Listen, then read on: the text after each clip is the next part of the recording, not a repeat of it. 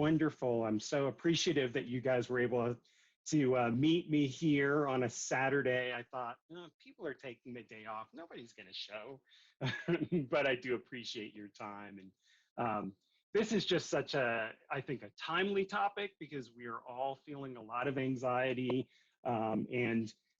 As I think a couple people know me here, Jackie and Dr. Godfrey, I've got two teenagers myself, so I feel like I'm living a lot of this experience right now. I'm a psychiatric nurse practitioner. I started in family practice and I moved into psychiatry because I really like dealing with people's experiences. I like to say that I am more into colors than numbers because numbers, you know, we can say, oh, it's this or it's that. But colors, there's much more nuance. And I think that's what we know about people. That's what we definitely know about teens. They themselves are trying to figure out what their color is in the universe. So when I look at how anxiety might manifest in adolescence in a way that's perhaps a little different from adults, I would say that the irritability often is the hallmark because, well, because that's what happens when your brain is overwhelmed and when you don't know what to do. The ability to regulate emotion is diminished. And so keeping that in mind has been helpful to me because, you know, I don't want help, leave me alone. It helps me see that as, okay, this is worry, this is fear. It's not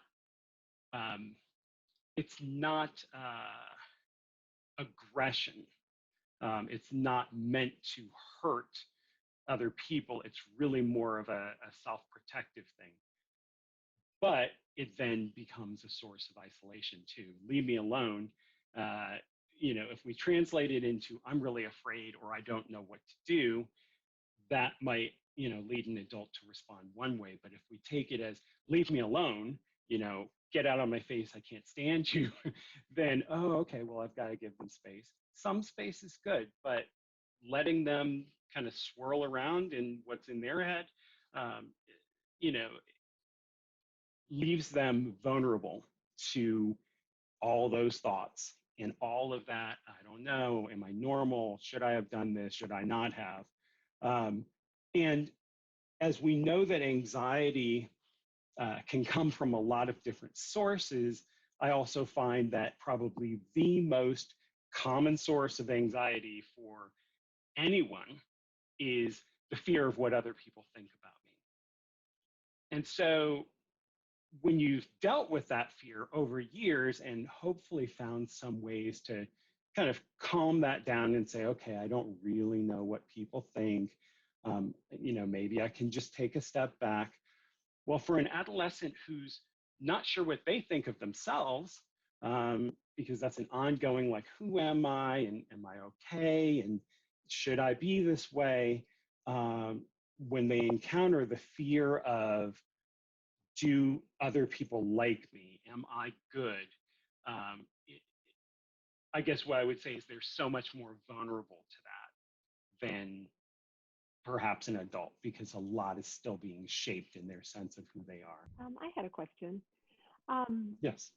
A lot of the symptoms that you're describing with, well, irritability and then poor sleep cycles or poor sleep patterns and all of that, I've also seen those go hand in hand with depression. And in my experience, depression in teens looks really different than adult depression does. And so I'm just wondering if there might be anything that you could tell us so that we could differentiate in adolescence, like, okay, this is leaning more towards anxiety than depression. That's a good question. So I would start by saying that anxiety and depression travel together a lot because they have very similar neurochemistry. I would say classically what distinguishes depression from anxiety is Hmm. Anxiety, well, yeah, I was thinking because they overlap so much. Um, Well, they do. And I think, I like, think maybe, yeah, go looking at ahead. sleep, even, like some of the Hmm. adolescents, and I have three teenagers of my own, but Hmm. so looking at them and looking at adolescents I work with, they might be like, oh, I'm just so tired. I'm just going to, I just want to go to sleep. And sometimes it's an avoidant, like I'm so anxious and I'm so Hmm. overwhelmed by Hmm. school that I Hmm. just want to go to sleep, which is what I used to do as a teenager. And other times it's like Absolutely. I just don't have any energy, and I really don't think my friends like me, and but it's going more in a depressive, so Right. I'm just going to sleep. Right. It's a different kind of escapism. Right. I'm not sure if I'm Yeah. articulating that well, but I think it can Yeah. be hard to tease apart in adolescence, the Absolutely. anxiety and depression. Actually, that actually does kind of remind me of how I tend to think about it. The idea that that you can sometimes, in theory, it would be like, well, in the absence of all other things, is there a change in mood? And, much more sleep, much less sleep. Well, the absence of all other factors doesn't exist.